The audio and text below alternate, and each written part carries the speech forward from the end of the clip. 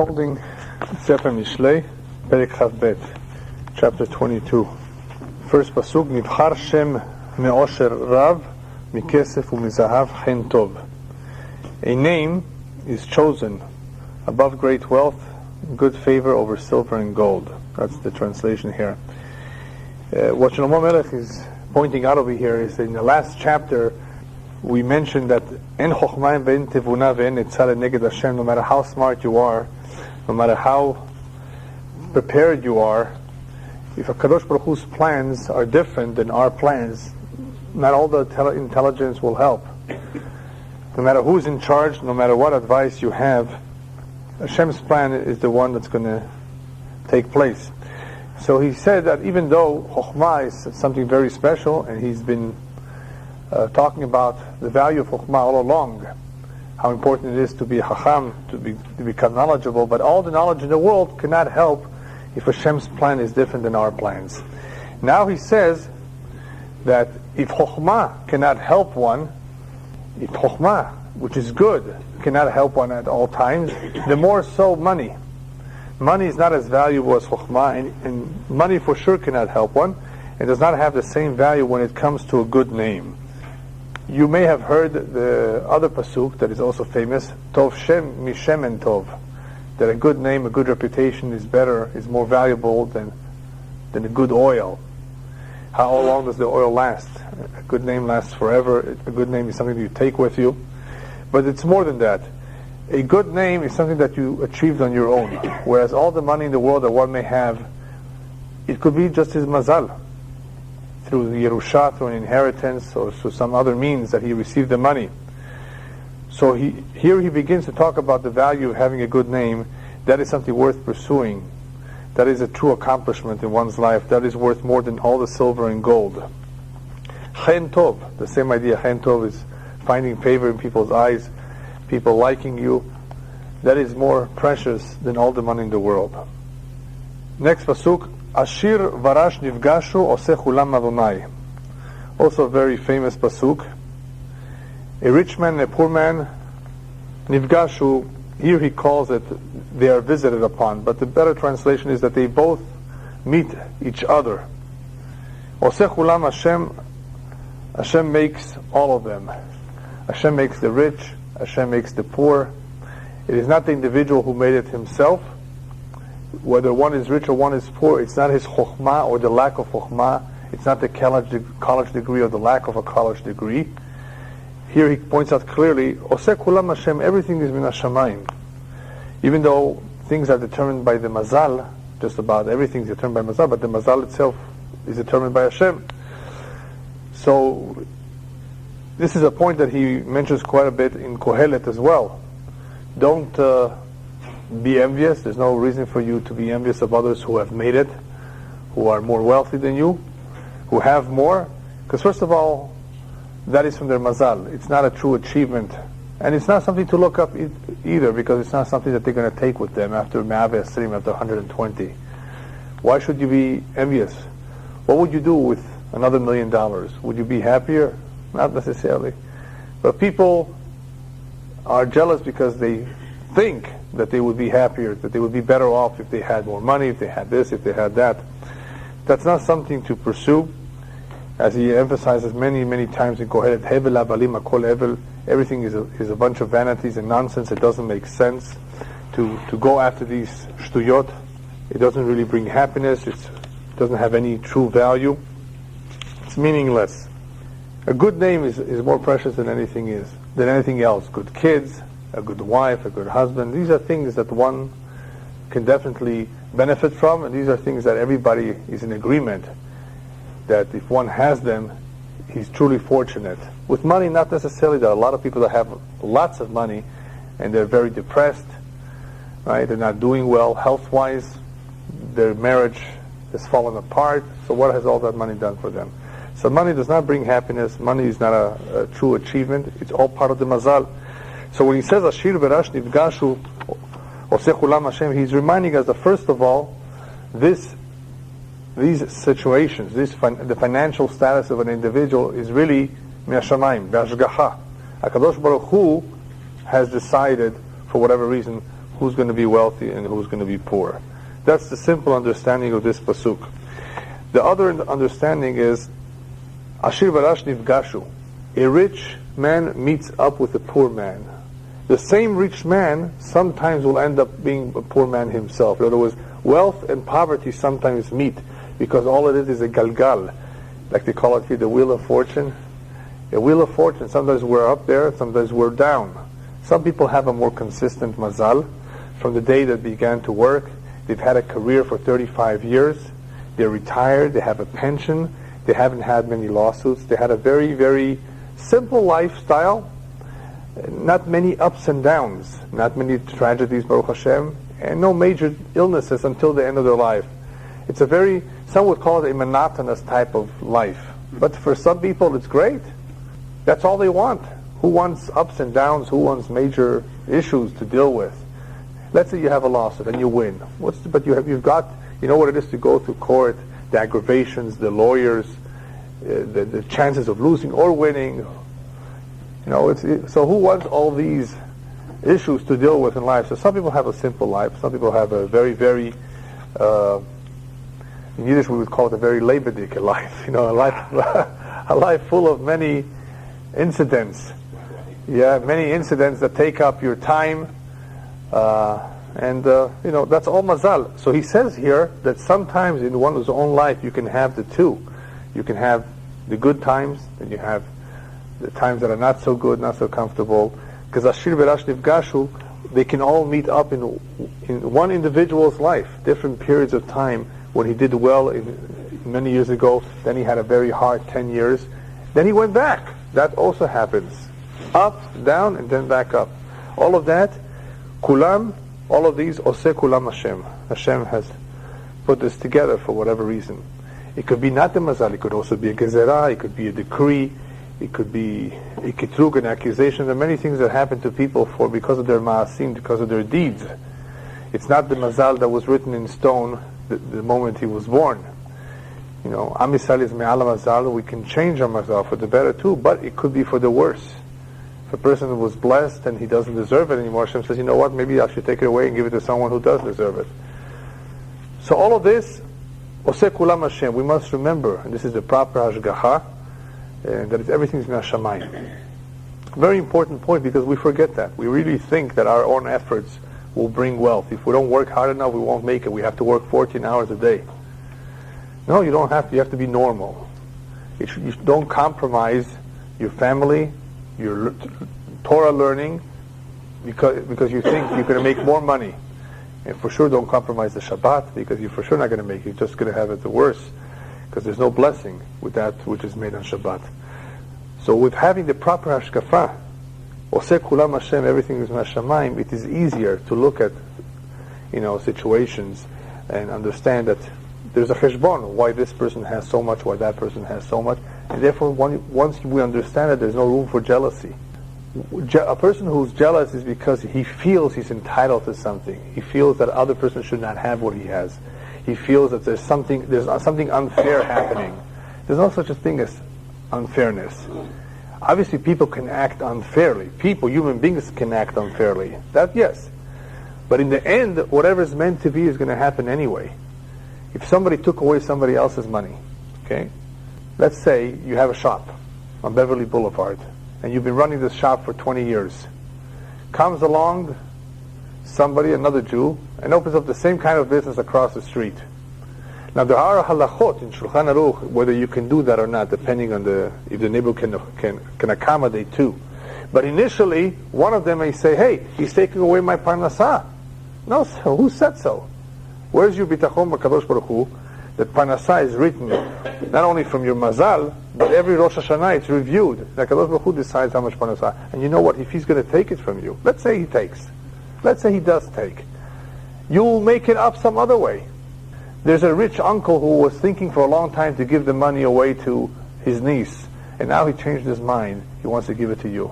Who do you think made him change his mind? Kadosh Baruch Hu. Kadosh Baruch Hu says, I got to make up for his parnasah that somebody else took away. You see, most people do not know this, and they really lose sleep over these kind of things. If it's meant to be, no matter what we're going to do, it's not going to help. Right? We said last weekend, Chokhmah ben Tevunah. If it's not meant to be, don't worry about it. Anybody who's worried, anybody who's over anxious, loses sleep over things, it's a lack of bitachon.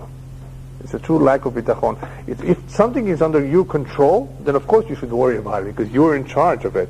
But the results of it, you're not in charge of the results. Hashem decides if it's going to succeed or if it's going to fail. So all these pesukim are intended not just to tell us a fact. They're intended to really strengthen one's emunah, one's bitachon, in realizing that many things are in the hands of Hashem, not in our hands. Next pasuk, Arum ra'a ra'a v'nistar uftaim aberu v'ne'enashu. A cunning man, he calls Arum a cunning man. Okay, a pikeach, I would call him in Hebrew, saw harm and hid, but fools transgressed and were punished. A pikeach, a smart man, a cunning man, is cautious. There's a I guess we can call it a parable, a mashal. What is the difference in Hebrew between a chacham and a pikeach? Have you heard? Chacham is an intelligent man. Chacham. A pikeach is cunning, is wise. It's more than just smart. Smart means, intelligent man means that if he's stuck in the mud, he knows how to get out of it. That's a chacham. He knows how to get out of a problem. You know what a pikeach is? He makes sure he doesn't get into the mud to begin with. Chacham can get himself out of the mud. Pikeach makes sure he doesn't get into the mud to begin with. Here he calls it Arum. Arum, an Arum ro'et hanolad. Rabbis tell us, Ezu chacham ro'et hanolad. Arum, in a way, is a very smart person. He judges every situation before he jumps into it, analyzes it. He doesn't want to make a mistake. If he sees something no good, something harmful, then he hides. He stays away. He maintains a distance.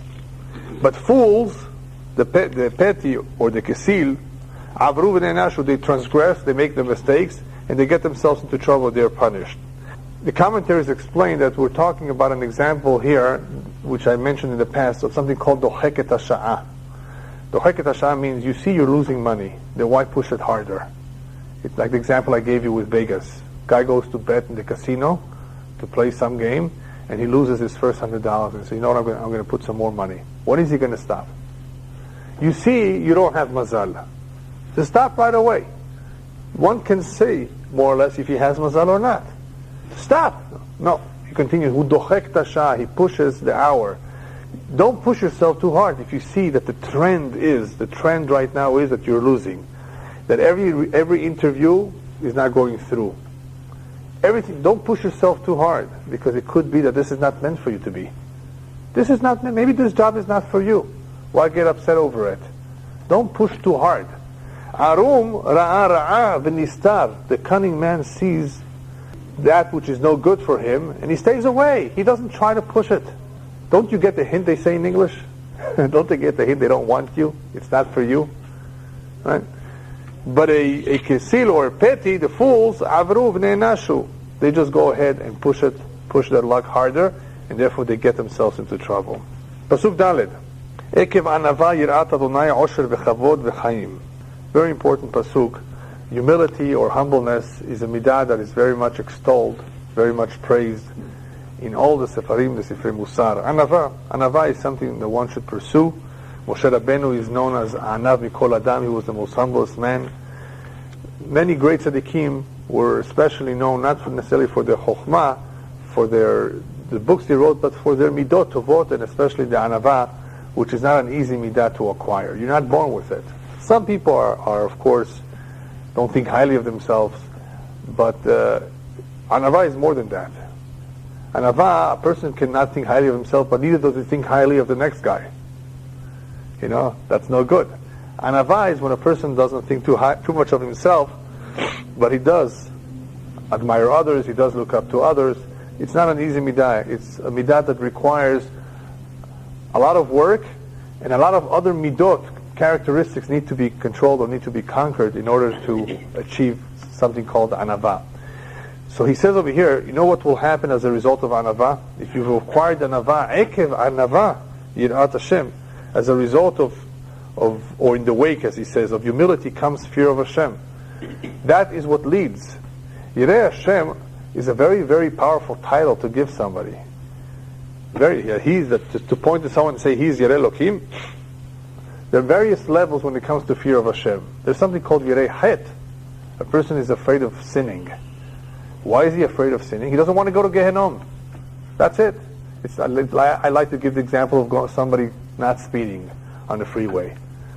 Why don't you speed? Well, why don't you speed? Tell me, would you like to speed? You'd like to get to Vegas in 3 hours, no? Not necessarily. No? But why don't you go fast? I don't want to have a ticket. That's all? Why wouldn't And I also for the safety of my family. Oh, okay, now you're talking. See? If it's just not to get the ticket, that's one reason. But there's other people who don't want to speed because it's not safe. Yeah. That's a higher level of controlling oneself. What's the highest level of all? I don't go fast because I want to obey the law. Without giving other explanations, I want to obey the law. Same thing with Yirat Shamayim, Yirat Hashem. There's Yirat Het, one is afraid of going to Gehenom. That's why he doesn't say it. One is afraid to commit a sin because he doesn't want to get his neshama soiled, stained. A little bit higher of a level. Then there's one who, how could I do this against Hashem? I love him so much. He's done so much for me. How could I do this against him? That's a yirah mitoch ahava. At that level, yirah goes together with ahava. There's a question as what's greater, fear or love? Everybody says, oh, love is better. Not necessarily. At the highest level of all, fear and love really go together. I love him because I fear him because I love him. In other words, how could I think of doing something against he or she, or whoever it is that you have a very strong relationship? How could I go against him or her, if it's a spouse, husband and wife, or two friends? How could I think of doing something against my own flesh, my own brother, my own sister, my own friend, my own husband, my own wife? How could I? If there's true love, there's true respect, then there is fear of doing that which will harm the relationship. See what I mean? So the fear, the yirah, and the ahava at that level are pretty much together. So here he says that the anava leads to the ultimate level of a true yirat Hashem, true yirei Elokim, where one is God-fearing for the real reason. And as a result of this humbleness, osher v'chavod v'chayim, he will also receive riches, honor, and life. Why does anava lead to riches, honor, and life? Well, first of all, anava, as a result of a person's humbleness, it helps him stay away from avon, from sin. That's number one. So that's why Ekev anava comes yirat Hashem. It will help him stay away from sin if he's a humble person. It helps. It's a tremendous building block that helps an individual in many areas, including maintaining a safe distance from sin. But also, osher v'chavod v'chayim. What does that have to do with anava? A person who is anav usually does not covet. Does everybody here know what the word covet means? He does not desire. He has no interest in all the motarot, in all the excesses of life. He does not covet these things. They don't mean so much to him. Umistapek b'moat. He's very content. Whatever Hashem gave me, that's good enough. As a result of that, he has a normal life. He has a healthy life. He has chayim. He has no dagot, no worries. En lo anachot. Anachot is a very interesting word in Hebrew. I'm not sure how to translate anaha. When a person feels disappointed, he feels, but a sigh is more of a anaha for not for feeling bad about something. But there's an anaha which goes together with yagon ve'anaha. In other words, you feel terrible. It's a terrible feeling of disappointment, of being let down. That's all called anaha. In other words, I feel terrible that this happened. Hashem. It says by Hashem when He had to destroy the world, bring the Mabul. Over there, even though it's a little bit different, Vaynahem. In other words, that He felt bad that that He created what He did, and now He has to destroy it. See what I mean? That's the idea. Even though there it's a little bit of a different concept, different word, but it's a similar idea. So a person who does not covet, does not want all these things, he does not have all those worries. He therefore will not have all the frustrations and aggravations etc., etc. All these terrible feelings that people have of disappointment comes because they have certain expectations. A person who is anav, he has osher, v'chavod v'chaim. He will have true osher because he's sameach b'chelko. He will have a true chaim, and he will have kavod. In other words, people will respect him. He doesn't have to pursue this.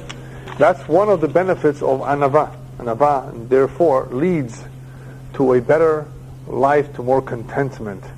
Not just to Yirat Hashem, but even to the life itself, a healthier life. Just because you're humble, therefore, your expectations are less.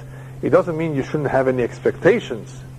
It just means that anything which is material, if you don't get it, you're not disappointed. You don't feel bad about it.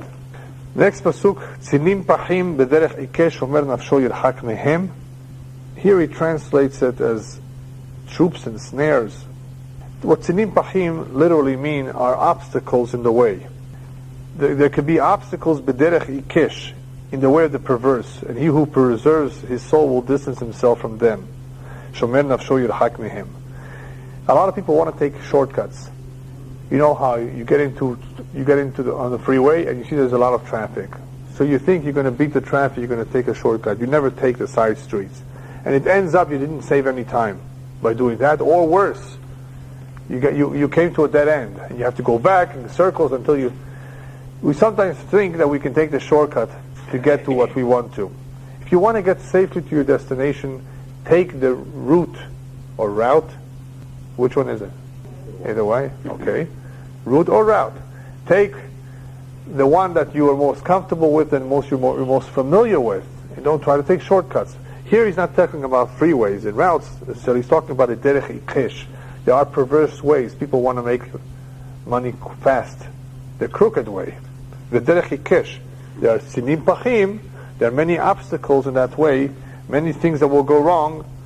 The shomer nafsho yirhak mehem, stay away from them. Be careful from doing anything the shortcut. Shortcut meaning here that it's not the right way to do it. There are many obstacles in the way. The rabbis used the exact same pasuk to discuss a completely different idea. The rabbis tell us tzinim pachim also mean colds and flus, or colds and fevers. Akol bidei shamayim, chutz mirat shamayim. Remember that? Everything is in the hands of heaven except for the fear of heaven. That's the free will. That's where we make choices of whether we want to be tzaddikim or rashaim.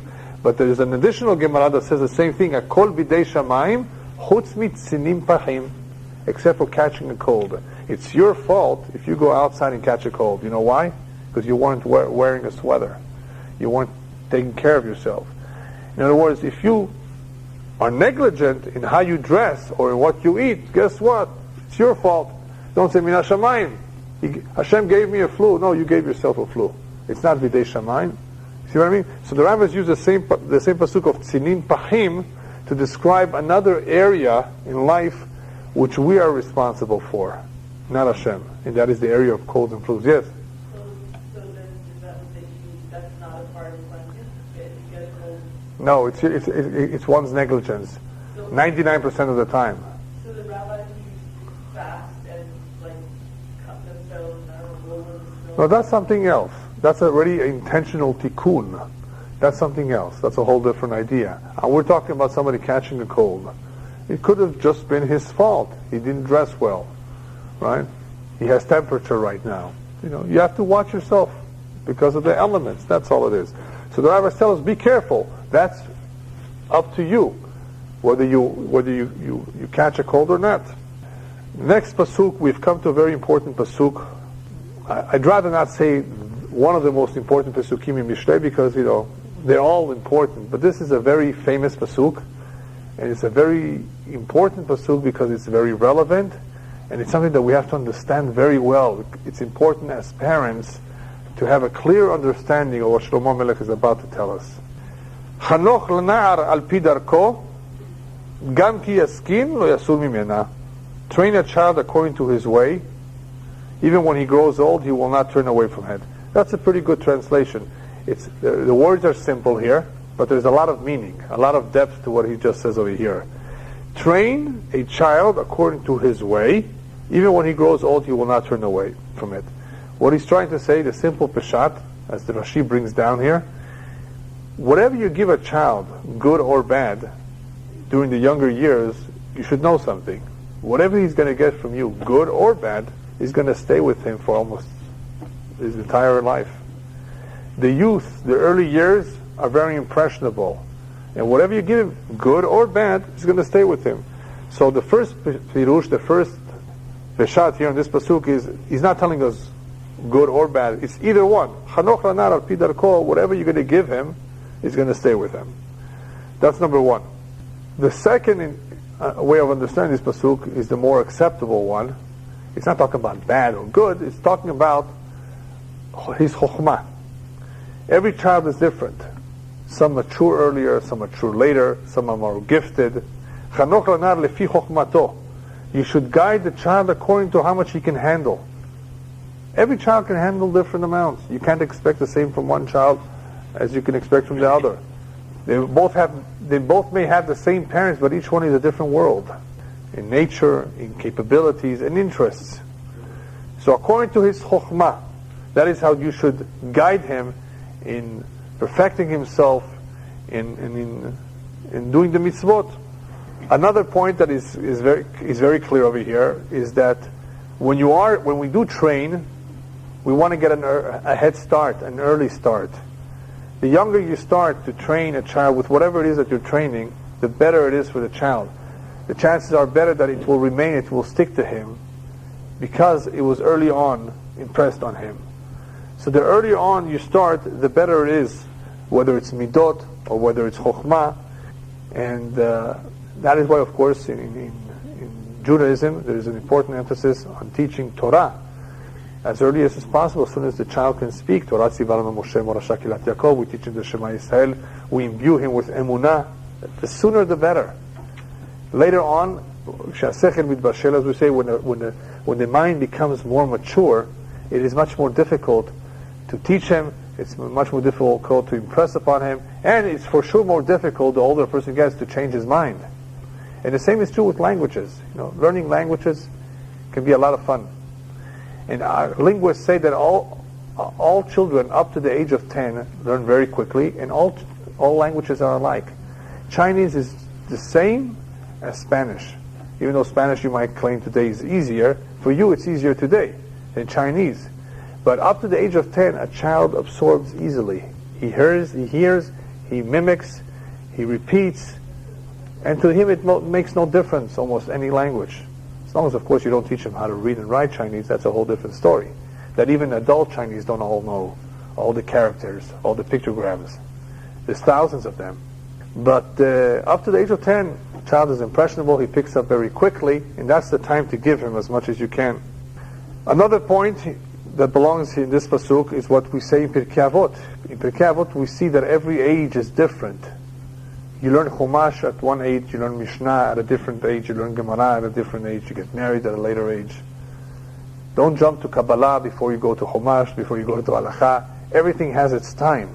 A child can only grasp so much. Give him what he can grasp at his level, at his age.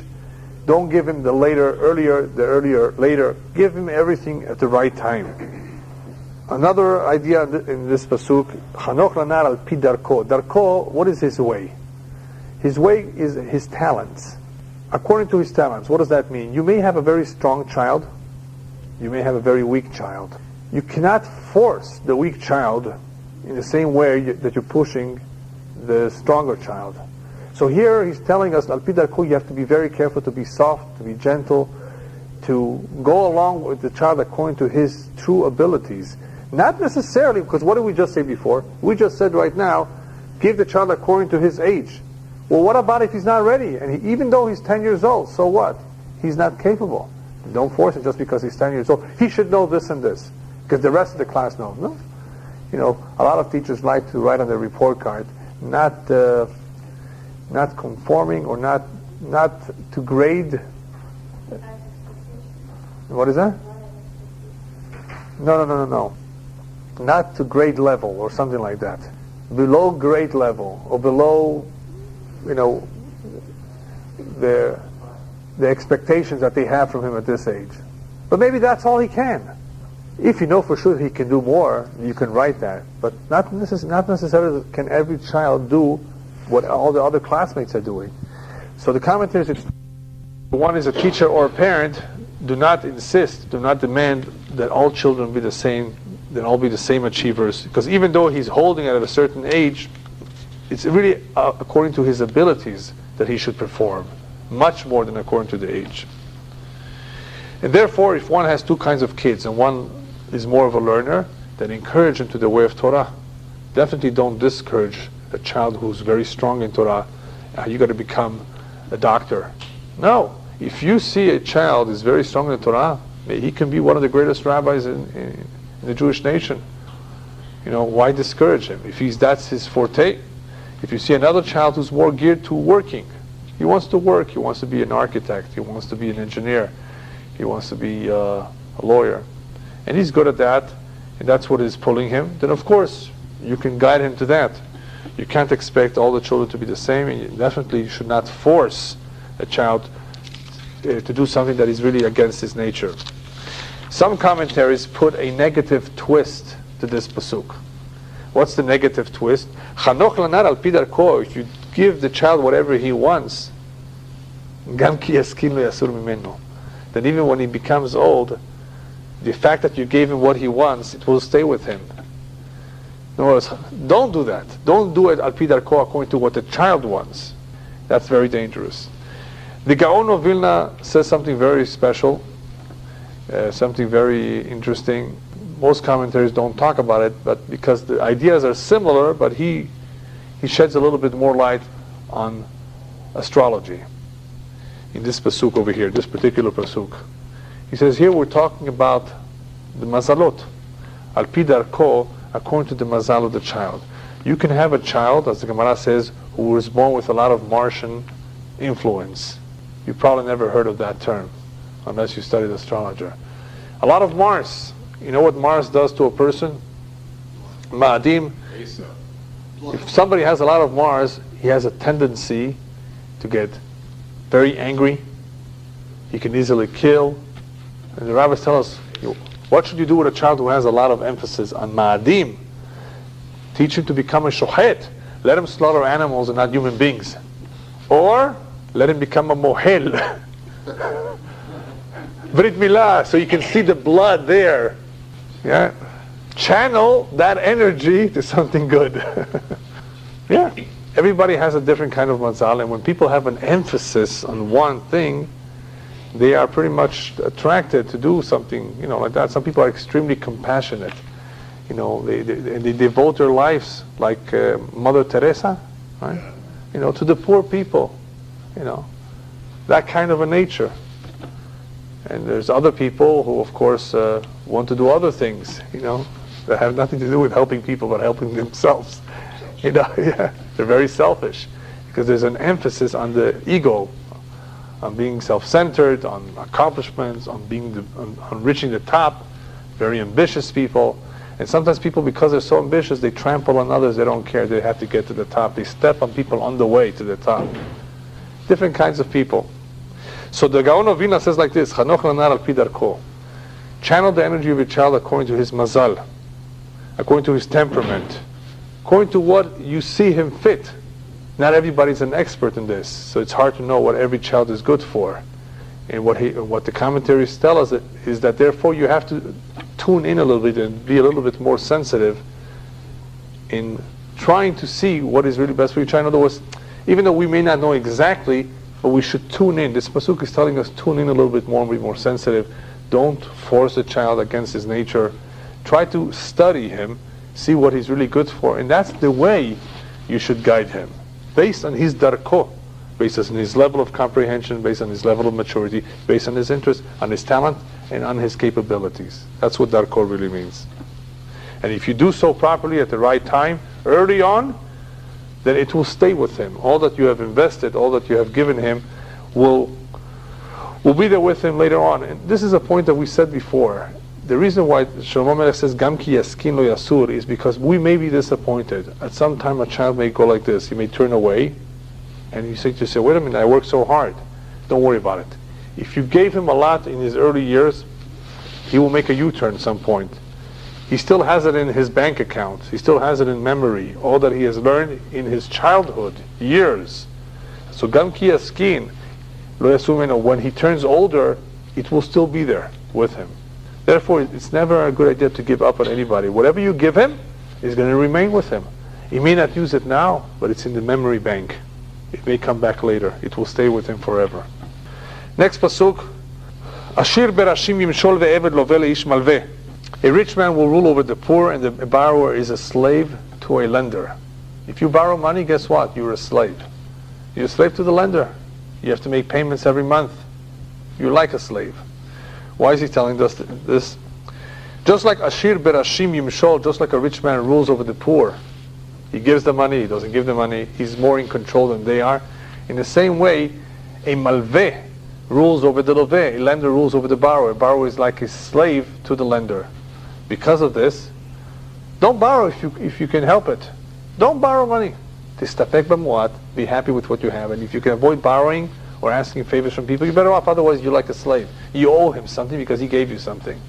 That's basically the idea of what he's trying to express over here. That it's just a fact. People who lent you money, people who did you a favor, you're like indebted to them. And it doesn't feel good either to owe something to someone. It feels great when you finish paying off your mortgage. You're finished with it. You're free. Next pasuk. Zore'a avla yiktzor aven v'shevet evrato yichle. He who sows injustice will reap violence, and the rod of his wrath will fail.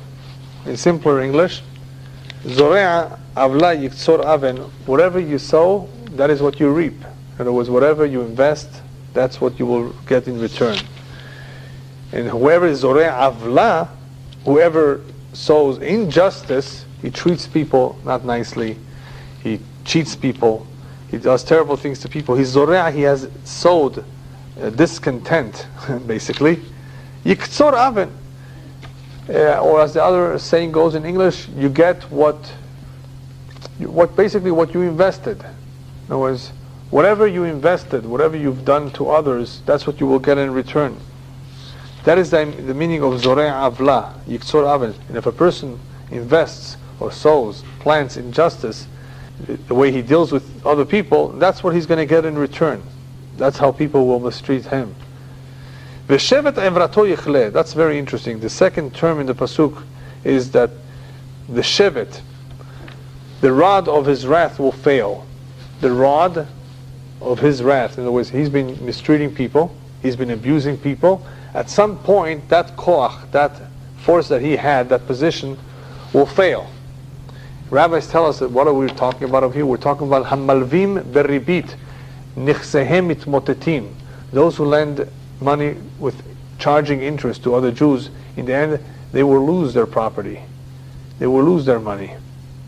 That shevet evrato, that rod which they use to control others and to abuse others, it will fail. Zeitmotet lahem. In other words, they won't succeed for too long. And as you know, the charging rebit is a tremendous sin. It's a very serious offense. Very difficult to do teshuvah on. You have to be very careful of not being involved in any transaction where there's interest being charged, unless it's of course a business loan where there is a hetera iska written to make it kasher according to the halacha. But that is of course more complicated, and we don't have time to discuss how that works. But 95% of the business in Iran is interest, the money. Everybody's making money. Right, but it makes no difference. It all depends on what the money is for. If Reuven comes and tells Shimon, I'm making a brit milah for my son, I want to have a seudah, the caterer is going to charge me $750 to make my seudah, to have a little bit of bagels, lox, cream cheese, right? Can you give me the $750? It's a suit to charge him interest for that, because that's a chesed. But if Reuven comes to Shimon, Reuven tells Shimon, there is a 12-unit apartment building that is being auctioned. You know, can you lend me? I need to have cash, $200,000. So Shimon is entitled to be a partner in that, in the gain. So his interest, or his charge, or his compensation, whatever it may be, for the lending the money, it can be done in a kosher way, because that's not a chesed. He wants to make money, so do I. See, so it all depends how it's done and what's the purpose. But you have to be careful. If a Jew needs a loan for a mitzvah, for something, a chesed that he needs, there's no heter whatsoever to charge interest with that. On the contrary, it's a big avon. It's a business. There can be a way to do it kasher. Next pasuk, Tov ayin hu yevorach ki natan milachmo ladal. Very beautiful pasuk. He who has a generous eye will be blessed, for he gave of his bread to the poor. Tov ayin. Tov ayin, you will not see this term used a lot. This is a very special term. One who has a good eye. The only thing that I can think, or generous eye, the only thing that comes close to it is the opposite. And whoever has an ayin ra'ah, an evil eye. What does it mean to have an evil eye? You know what jealousy means? Jealousy means you want to have what the other person has. What's tsar ayin or ayin ra'ah? You don't want that guy to have what he has. It's not that you want it for yourself. You don't want him to be happy. There are people like that. Yeah, there are people like that. They don't have a tov ayin, a good eye. In Hebrew we say, lo yocholim lefargen, what the other person has. They don't feel good that the other person is doing well. Tov ayin, a person who has a generous, good eye, he will be blessed. For he gave of his bread to the poor. What does that mean? Even if he has barely food himself, you want a description of a tov ayin, of a truly generous person? Even if he only has a little bit of bread, from his own bread he gives to others. You see, it's one thing when a person has a lot of money and he gives tzedakah. But if he has just a little bit and he gives, that's a tov ayin. Tov ayin is reserved for those people who are truly generous. And who's truly generous? From his own bread. That is why the rabbis tell us, afilu aniya mitparnes min tzedakah, even a poor man who himself is receiving tzedakah needs to fulfill the mitzvah of giving tzedakah to those who need to. Just because he's poor, he's not exempt. That's the generous eye that one needs to adopt. To be generous means to give, even if you just have a little bit, to share with others. Rabbis tell us that on this pasuk, Al tikri yevorach ela yevarech. Who are we talking about? We're talking about giving a kos shel bracha. You're about to make birkat hamazon. There's 10 people. You're going to say birkat hamazon with the kos shel bracha. Who's going to make the bracha? Give it to the person who's a tov ayin. He deserves to bless others. He's a generous man. Let him bless. Al tikri yevorach ela yevarech shehu yevarech. A person who has a good eye, a generous eye. Commentaries also tell us that Shlomo Melech here is talking to the rich man, and he's telling him like follows: Tov ayin hu yevorach, ki natam melachmo ladal. Because you have given from your bread to the poor, you will be blessed, in a sense. You rich man, you think you're doing the poor man a favor? You should realize that the poor man does more of a favor to you than you do to the poor man. The rich man takes all this credit. He's helped the poor. Commentaries explain that the rich man does not realize that the poor man is doing the rich man more of a favor than the rich man is doing the poor man. As the Zohar says, it could be that knock on the door of a poor man asking for some money will save a person's life. The Zohar says, Hashem is sending you a matana, a gift. Your attitude should be that this is a gift, the opportunity to do tzedakah. So the poor man is doing you more of a favor than you're doing the poor man. Next pasuk, Garesh letz v'yetze madon v'yishbot din vekalon. Banish a scorner, eliminate him, get rid of him, don't befriend him. A scorner is a person who's not a serious individual. You don't want to befriend him, because as a result of having scorners and people who are not serious, who are always making fun, that brings to merivot, to all sorts of fights, and that leads to shame. As he says over here, banish a scorner and quarrel will depart, and litigation and disgrace will cease. The moment you remove these bad elements from amongst us, we're better off, because there's troublemakers out there. There are people who are letzim, scorners, making fun, not serious, and they just cause a lot of trouble. Garesh letz, therefore, he's telling us, don't befriend him, eliminate him. Don't stick around such people, and you'll be better off. You'll be avoiding a lot of trouble, a lot of shame and scandals that will come out of this person's company. In the Sefer Hasidim, I believe he brings down something very significant that applies to educators. And this is a very difficult situation. What if you are a teacher running a class, you have 10 students, and one of them is a troublemaker, and you're in a dilemma. If you remove him from the class, he may not go to any good school. But if you keep him in the class, he's going to be a terrible influence over the other kids. What are you going to do? If he's going to be a very bad influence, you have to remove him from the class. Shelo yikalkel. It's difficult to do. It's a big dilemma. Many educators have this problem from time to time. What do we do with this kid? If we let him out of this class, out of the school, he's going to go to public school. He's going to go with goyim. He's going to get worse. Yeah, but we cannot ruin the whole class just because we have to consider his situation. If we know that the chances are high that he will ruin everybody else, he has to leave. Garesh letz. Obviously, you try whatever you can before you come to that point. You don't give up, but you may need to sacrifice him in order to save the rest of the class. Next pasuk is a very interesting pasuk talking about what is true friendship. Pasuk Yud Aleph. Ohev tehor lev chen sefatav ra'eu melech. A little bit difficult to understand. He translates it over here like this. He who loves one pure of heart with charm on his lips, the king is his friend. Very difficult to understand, but this is what it means. One interpretation is as follows. Ohev tehor lev chen sefatav. A true friend is a friend that has a pure heart, who likes you not because of something that you have, as far as an interest, money and the like, but likes you because of your qualities. He's out there to help you. He's out there because he's concerned about you. He wants to be with you. In other words, a true, what we call in fancy English, altruistic love. Altruistic means ahava shelo tluya b'davar, platonic love. That is ohev tehor lev. Their heart is pure. And if the heart is pure, then the love is pure. Why does he say a pure heart? Because a person cannot truly love another individual, truly love, unless he has a pure heart, unless he himself is an honest person, a straight person. As the commentaries explain, tehor lev means honest, pure. He has that kind of a heart, so therefore he can be pure with someone else. A person cannot have a pure, loving relationship unless he has a pure heart. If his heart is not pure, then how could he extend a pure? You know, you follow me? That is the meaning over here of ohev tehor lev chen sefatav. Chen sefatav means with charm on his lips.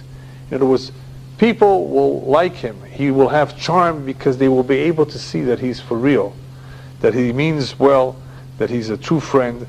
And Re'eu Melech, his king is his friend. A friend wants to, a king wants to have such a friend, a person that he can rely on.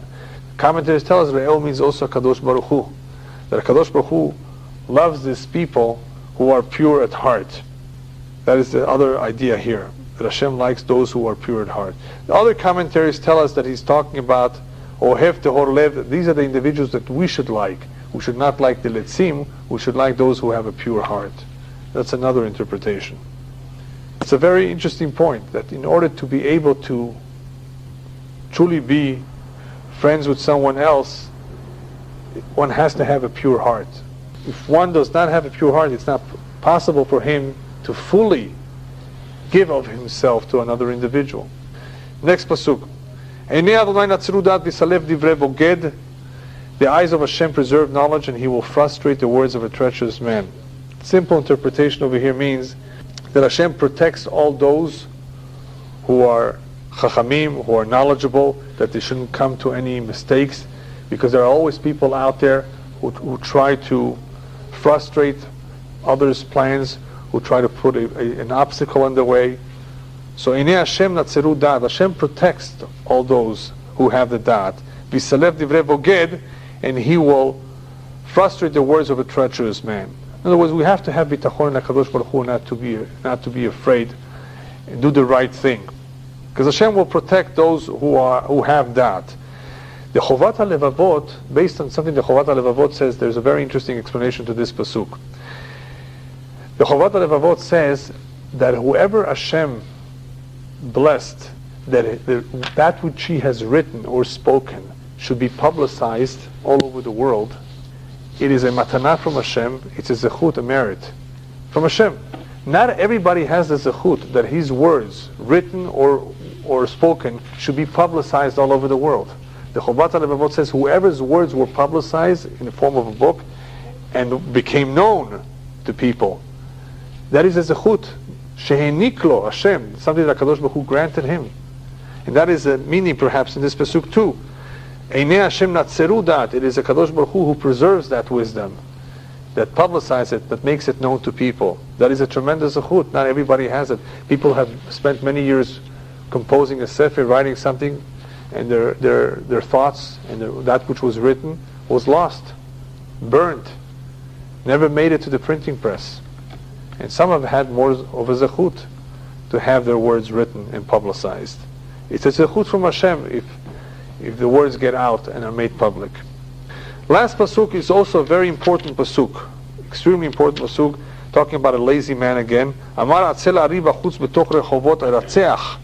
The lazy man says, there's a lion outside. I can't go to the shiur. I can't go to the class. There's a lion outside. I will be murdered in the middle of the streets. It sounds funny, but what is he talking about? He's talking about excuses. People can come up with all sorts of excuses. Oh, there's no subway today. There's too much snow outside. I'm tired. Millions of excuses. Where do the excuses come from? Excuses come because the mind works like an attorney to try to justify and rationalize, and as a result of that, because people have various midot and various desires, they influence the sechel too, and therefore they tell the sechel what to think and how to think, and that's where an excuse comes from. An excuse therefore stems from one's ta'avot that influence the sechel, and therefore a person comes up with an excuse. How does he justify? Because the sechel has to justify it. So that the excuse is the sechel being influenced by the ta'avot, what you really want to do. And of course, the laziness is one of those terrible midot that will come up with many excuses. And the commentaries explain that perhaps what Shlomo Melech is also adding over here, that there's not just an excuse, he's actually telling us by giving the example of a lion is in the street, I will get hurt, that really, psychologically, the lazy man suffers from a certain feeble heart, from a certain weakness, that he doesn't believe enough in himself. Try to figure out this lazy man. What is it? Where does laziness come from? Don't you realize you're going to make money, you're going to accomplish this and this, you're going to do this and that? There's a certain weakness in his nature. Whereas a person who has zrizut, who's diligent, that stems from gvura, that stems from strength. Other commentaries tell us something incredible here.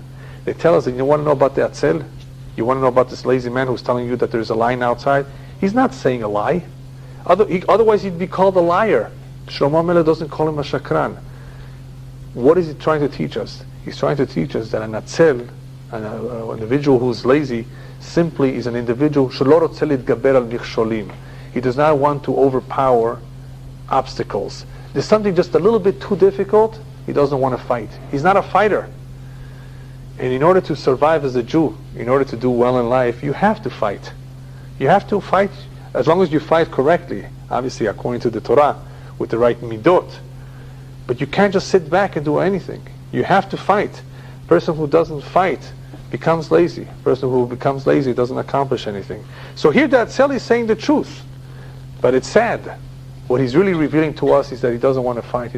Once it becomes too difficult, he doesn't want to do it. We have to encourage children, we have to encourage ourselves that even though something may be a little difficult, it doesn't mean we can't do it. If there's a true will, then HaKadosh Baruch Hu will help us accomplish it, B'ezrat Hashem.